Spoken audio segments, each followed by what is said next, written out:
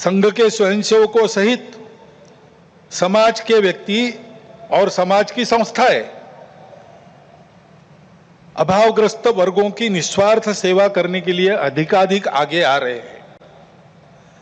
समाज स्वयं को सक्षम अनुभव करता है और इसलिए कई बातों में सरकार के पहले पहल करके अपने सामने की समस्याओं का खुद ही निदान करने में यशस्वी हो रहा है।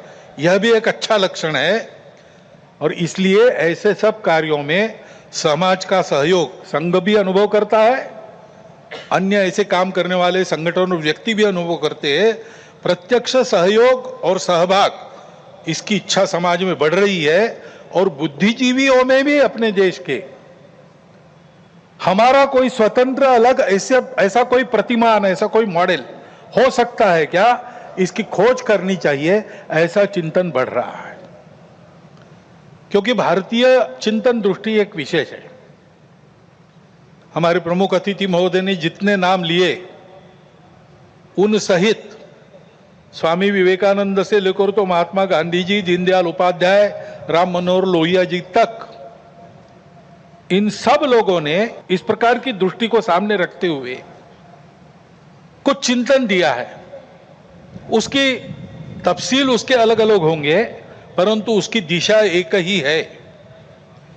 आधुनिक विश्व के पास जो दृष्टि है वो गलत नहीं है, लेकिन अधूरी अवश्य है। मानव का भौतिक विकास होता है, नैतिक विकास की ओर ध्यान नहीं रहता है। विकास होता है, पर्यावरण की ओर ध्यान नहीं रहता। विकास होता है, कुछ लोगों का होता है, कुछ का नहीं होता।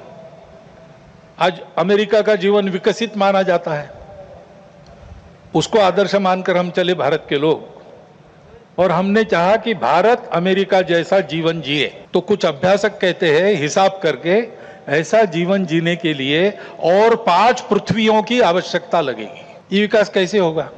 ये हो नहीं सकता। प्रगति के साथ साथ इसी के कारण नई नई समस्याओं को हम झेल रहे, जो प्राण संकट बन रही है।